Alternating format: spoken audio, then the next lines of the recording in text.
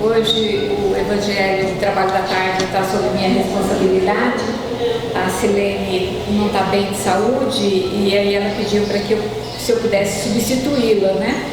E a gente está aqui tentando fazer o trabalho dela, não substituir, porque a pessoa é insubstituível, né? Eu acho a Silene uma pessoa assim, né, de conhecimento, uma sabedoria imensa, mas que a gente possa, né, fazer um trabalho de acordo, né, passando a mensagem que a gente preparou. Para isso, então, vamos fazer a nossa prece inicial, né, elevando o nosso pensamento a Jesus, agradecendo a Ele a oportunidade da tarde, a oportunidade do trabalho, rogando sempre a Ele que nos dê força, coragem, sabedoria, para nós vencermos as dificuldades do dia a dia, rogando também que possa envolver a todos que aqui estão e aqueles que aqui não puderam vir, nas suas vibrações de amor, nas suas vibrações de paz, rogando a Ele que abençoe também a nossa querida Silene, que está com um problema leve de saúde, mas logo já está no seu trabalho, que ela possa receber todo o amparo de Jesus e da equipe médica espiritual do Centro Espírita Allan Kardec, também possa socorrê-la. Mestre Jesus, envolva-nos, Mestre, no seu manto de amor e de misericórdia, nos dando sempre, Senhor, tranquilidade, equilíbrio, serenidade, rogando também para aqueles que têm os nomes colocados nos livros, encarnados e desencarnados, para que possam todos, na medida do merecimento, ser socorridos nas suas necessidades, aos trabalhadores desta casa, para que não nos falte nunca coragem e disposição para o trabalho, rogando também, Senhor, a nossa humanidade, para que possam voltar os seus olhos, os seus sentimentos para o amor ao próximo, rogando também a Jesus o amparo, o socorro, aquelas pessoas que estão passando pelo problema da chuva, que eles possam ter paciência, tranquilidade, serenidade, sabendo que tudo passa, com certeza isso também passará. Envolva-nos a todos, Senhor Jesus, no seu manto de amor e de misericórdia, hoje e sempre. Que assim seja.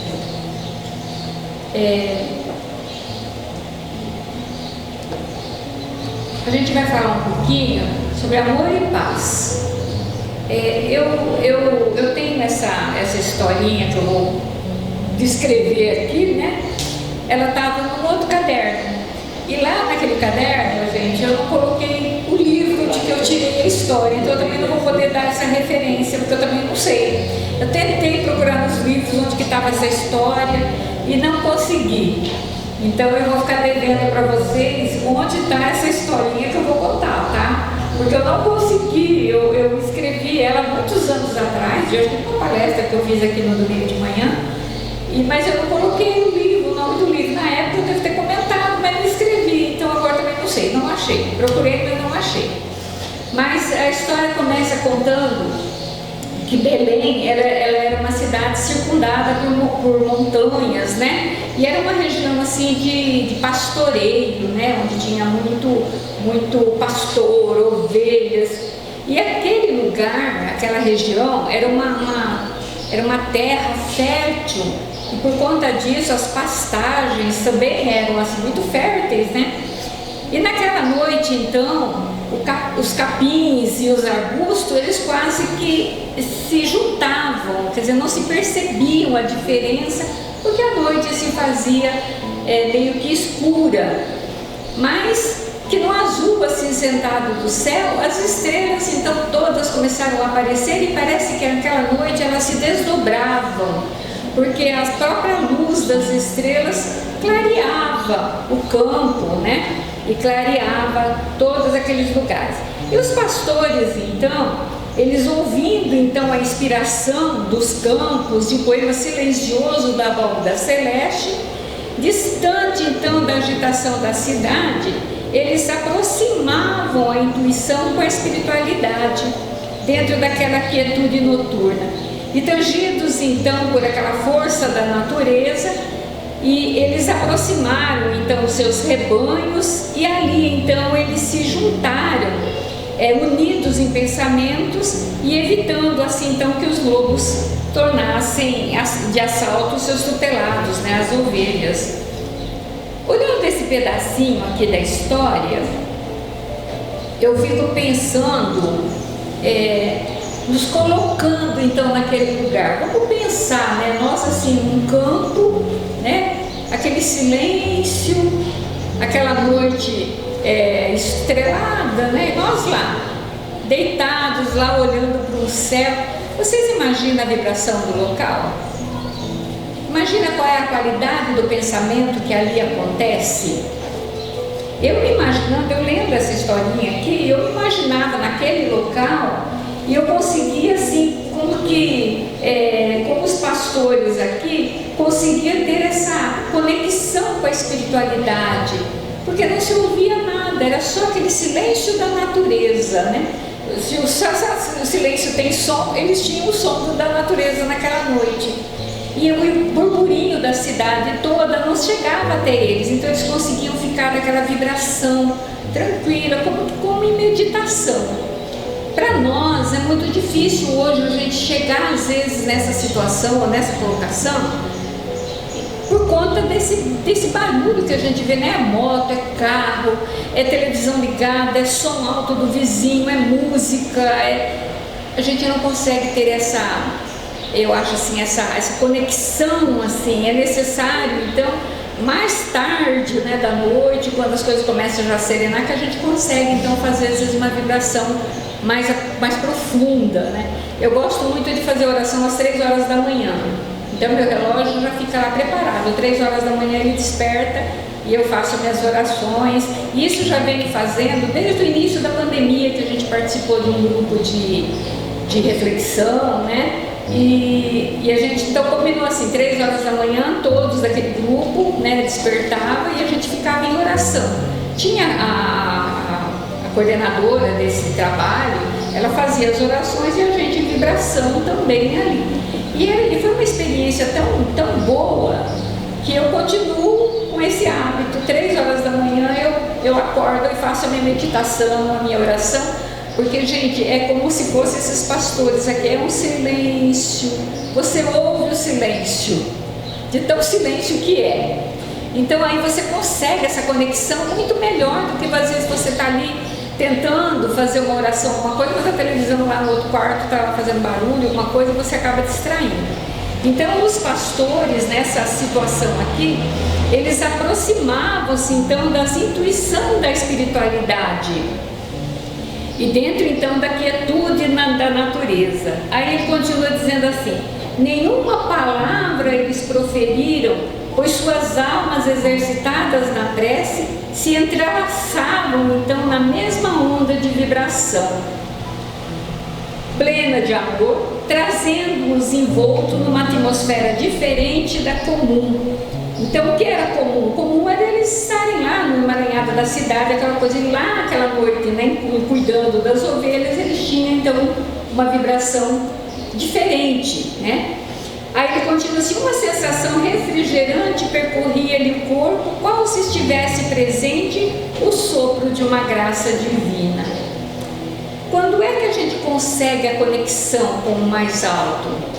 Quando a gente consegue entrar nessa sintonia, nessa paz, nessa serenidade, nesse aprofundamento do nosso sentimento, a gente consegue essa conexão e a gente consegue receber também muito mais facilmente as intuições do mais alto. A gente consegue ficar mais atenta às intuições que no dia a dia, naquele emaranhado, naquela correria, a gente não percebe. É a mesma coisa, você está passando por determinado problema e aí você consegue, tenta uma coisa, tenta achar uma outra saída, tenta achar, e não consegue nada. Você começa 1000 caminhos, mas não caminha em nenhum deles, porque sua mente está tão assim perturbada, a gente não consegue, por mais que nossos anjos guardiões, por mais que os nossos mentores espirituais tentam nos passar, a gente não consegue ouvir. É o que ele está falando aqui, então, que eles então apresentavam essa atmosfera diferente, era uma sensação refrigerante que percorria o corpo, qual se estivesse presente o sopro de uma graça divina. Aos seus olhos apresentava-se com clarividência um espírito puro. Olha, naquela serenidade do ambiente eles conseguiram vislumbrar um espírito. E esse espírito então se aproxima desses pastores e de pronto então, em meio que atônito, porque eles assustaram ao ter aquela visão, né? Eles levantam-se e o espírito então diz para eles assim, ó, não temas, serene-se. O convite funcionou como um bálsamo no coração, então, que se tranquilizaram, né? Aquela voz daquele espírito, não temas, então fez com que eles serenassem, porque sabia que dali não era uma coisa ruim. Veio trazer-lhes uma notícia que para vocês, assim como para todo o povo, será motivo de justa alegria. Hoje, na cidade de Davi, Belém, nasceu-lhe o Salvador, que é o Cristo, o Senhor. Imagina, vamos nós nos colocando nessa situação, gente. Nós estamos lá naquele campo. Imagina esse Espírito chegando para nós, olha, o Salvador está aqui. Como seria a nossa reação? Qual seria a nossa reação hoje? Né?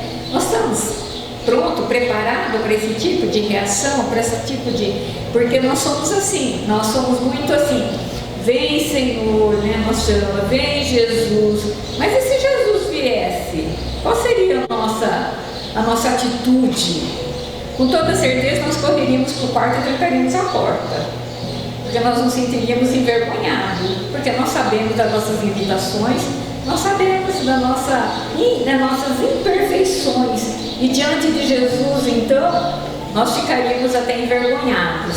E os pastores, então, eles recebem essa notícia de que nasceu o Salvador. E alguns deles, naquele momento, então, diante dessa resposta, ou dessa notícia, eles se ajoelham-se maravilhados, como que se fossem eles reservados esse minuto inesquecível, que era só para eles. Esclarecidos-lhes era, porém, que tal se dava porque Jesus viera ao mundo para os pobres de espírito, para os humildes, e que os príncipes do mundo estavam ainda cercados pelas forças vivas das paixões que guardavam as portas das suas almas, impelindo-os de receber o noticiário divino. Então, como eles estavam naquela sintonia, naquele clima de paz, de serenidade, com pensamento elevado ao mais alto, foi muito fácil para eles receberem essa notícia e entrar nessa conexão com o mundo maior. Coisa que para os príncipes que eles estão dizendo aqui era difícil, porque eles estavam envolvidos em festas, em coisas das paixões materiais, e tudo isso impossibilitava-os de ter esse sentimento e ter essa conexão, que é o que acontece conosco. Nós vivemos, muitas vezes, presos às coisas materiais e esquecemos que o que mais tem valor é o espiritual. E o mensageiro celeste, então, complementa: para reconhecê-los, procurem um menino envolto em panos e deitado numa manjedoura. Então aqui, olha, Jesus já veio nos trazer o primeiro ensinamento dele, que é a humildade. Ele, como Rei dos Reis, como modelo e guia da humanidade, e como todos pensavam, e muitos ainda hoje pensam, que Jesus não veio exatamente porque ele veio de uma maneira simples. Como que pode ser ele, o Rei dos Reis, vindo de uma maneira tão simples e tão pobre?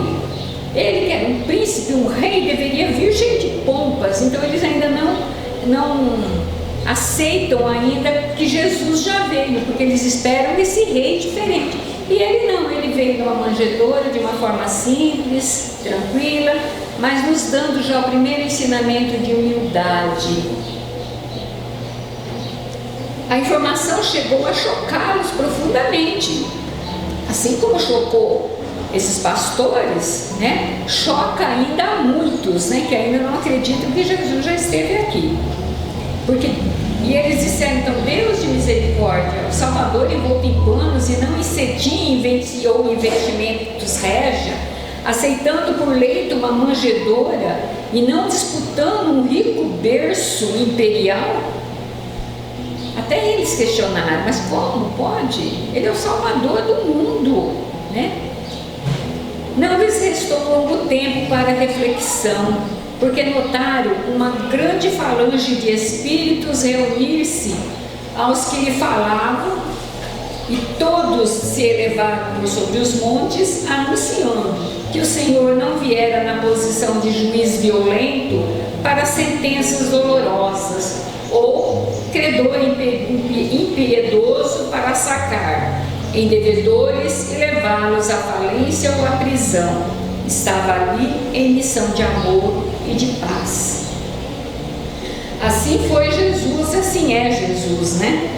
Ele sempre nos dá a certeza de que se nós nos voltarmos para dentro de nós mesmos, conquistando em nós esse reino que Ele veio trazer, que é um reino de Deus, um reino de amor, um reino de paz, um reino de harmonia, nós viveremos muito melhor, né? Nós não precisamos ficar tão assim às cegas, catando borboletas, né? Porque nós vamos ter certeza, nós já temos o conhecimento, nós sabemos que nós estamos caminhando para chegar até o reino dos céus. Estava ali então Jesus em missão de amor e paz. Glória a Deus nas alturas e paz na terra, e boa vontade para com os homens. Já a magnífica assembleia se havia desvanecido e os pastores ainda se entreolhavam lacrimosos e encantados, quando um deles anunciou a sua disposição de localizar o Cristo de Deus que nascera em Belém. Eles ainda estavam como que irradiando alegria, né? Um sentimento de amor, quando essa falange de espíritos então acaba indo embora, né? Deu o recado e foi. Mas esse sentimento de alegria, de gratidão, isso ficou que levaram eles à lágrima. E eles então já se colocam na disposição de procurar Jesus, de encontrar esse homem, né? Encontrar o Mestre. E aí nós trazendo isso para o nosso tempo de agora, e nós estamos nos colocando na posição de procurar Jesus? Porque é fácil, né? A gente fala assim, eu acredito em Jesus, eu creio em Jesus, eu creio em Deus. Mas nós vivemos de acordo com aquilo que Ele trouxe, de acordo com o que Ele pediu, de acordo com as leis de Deus.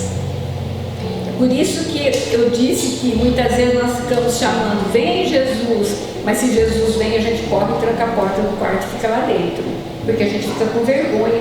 Porque na verdade nós ainda não buscamos o Jesus para dentro de nós mesmos e trazemos Ele para dentro de nós mesmos, vivendo os seus ensinamentos.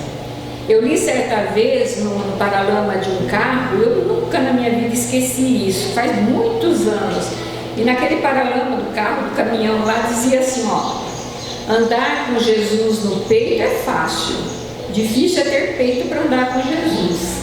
E é uma verdade, né? Porque muitas vezes você coloca lá aquele crucifixo aqui no peito e anda, né, por aí. É fácil. Agora, dura você ter a coragem de viver e andar como Jesus. Nós ainda somos muito terra, muito chão, muito matéria, né? Então fica difícil muitas vezes nós deixarmos as paixões para seguir Jesus.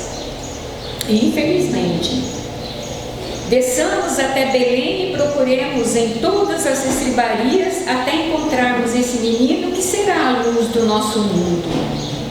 Amontoavam-se à entrada da estrebaria e só muito lento e respeitosamente se aproximou da manjedoura onde estava o belo menino deitado.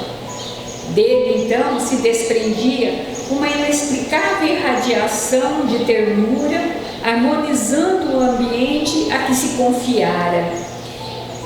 Imagina aqui, olha, Jesus, bebê recém-nascido, e ele já conseguia, né, emanar essa vibração de amor, essa vibração de harmonia, de ternura. Olha, bebezinho, né?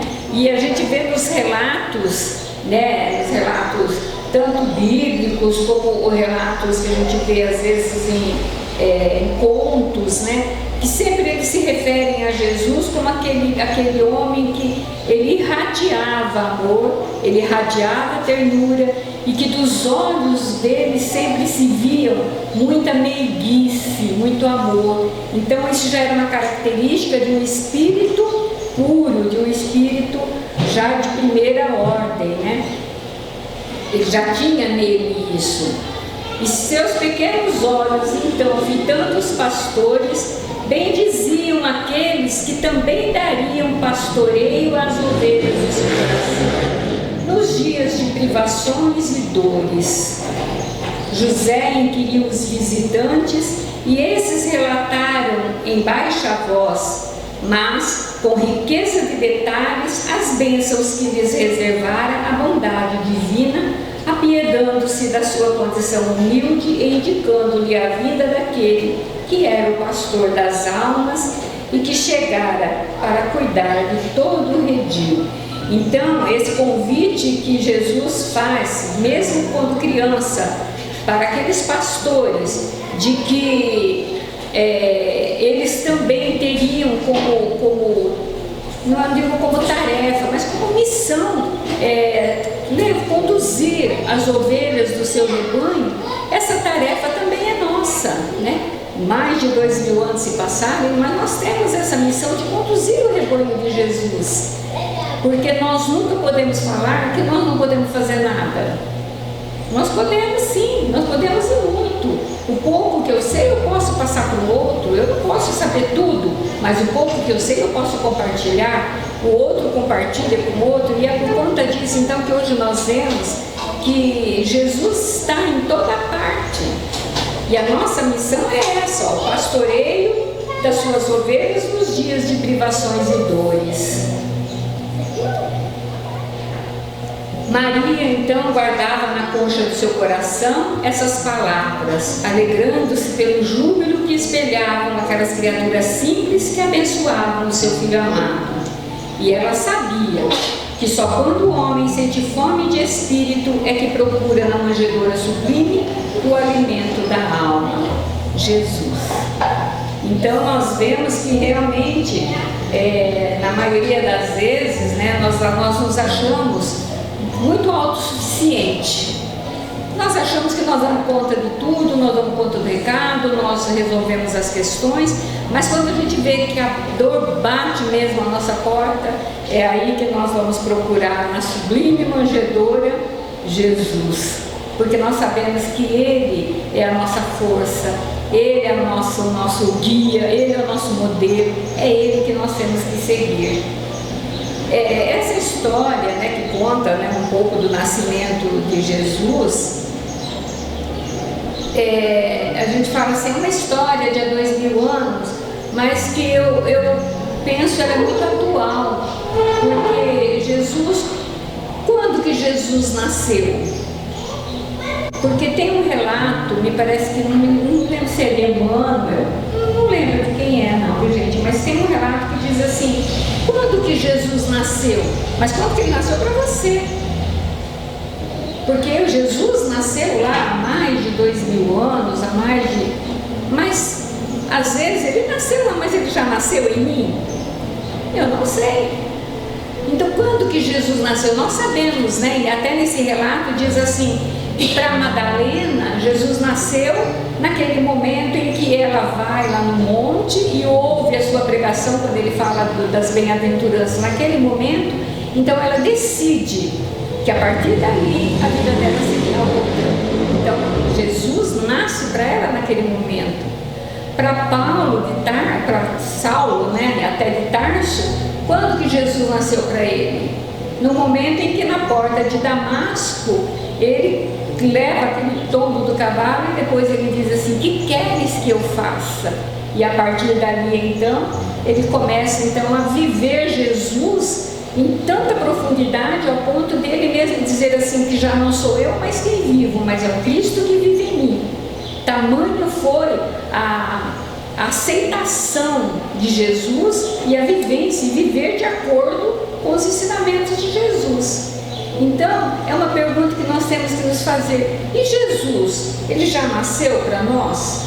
E quando que ele nasceu para nós? A gente não sabe. Então, a gente tem um relato de Jesus lá quando ele veio ao mundo. Mas quando que ele nasceu para cada cristão? É uma coisa que a gente tem que pensar, porque a partir do momento que eu tenho certeza de que Jesus nasceu em mim, eu tenho que viver os seus ensinamentos, de acordo com os seus ensinamentos, porque senão ele ainda não viveu, ainda ele não está em mim. Então nós sabemos que Jesus veio e que ele vive, tá? Aí vive e venceu.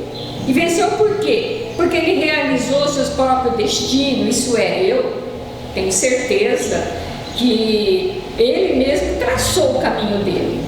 A gente fala assim que a gente faz a nossa programação reencarnatória, né? Então eu acredito que Jesus também fez a dele. E ele sabia do seu destino e cumpriu com o seu destino.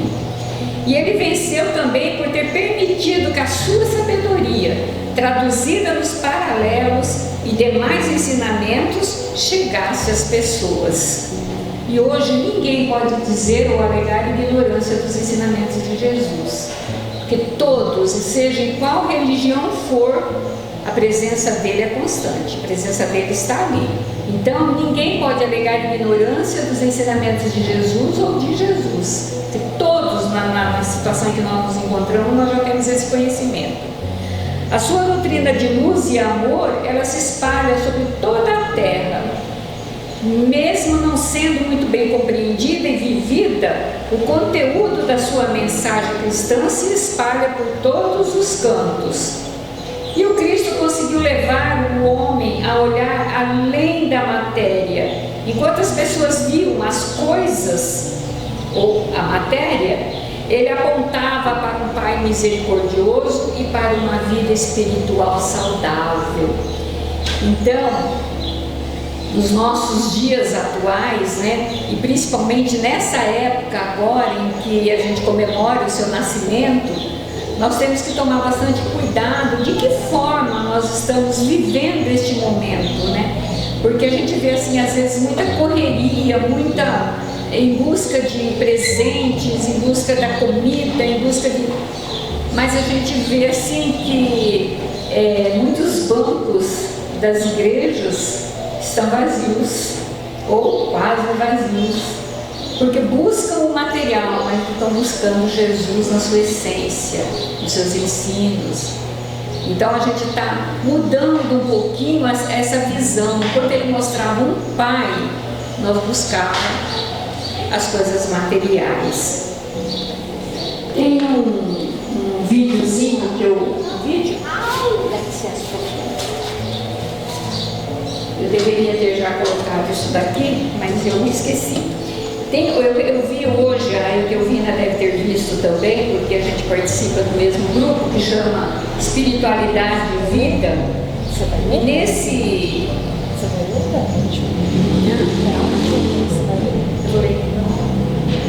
E nesse vídeo, nessa página, né, então uma das pessoas da página, ela coloca então que numa usuária então do Facebook chamada Jennifer Bean Crawford, já não sei falar inglês, é isso, postou então a sua página, na sua página pessoal na rede social, uma instigante imagem do Papai Noel ajoelhado diante do menino Jesus.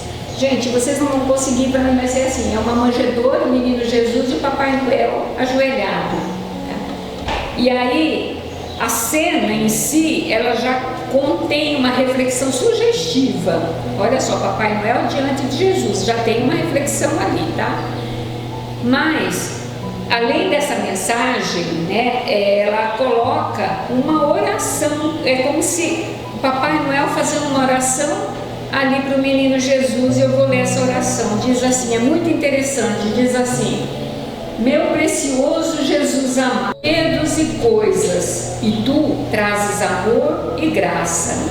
As pessoas me dão listas de desejos e esperam que eles sejam realizados, mas tu ouves as orações do coração e promete a tua vontade de atendê-las.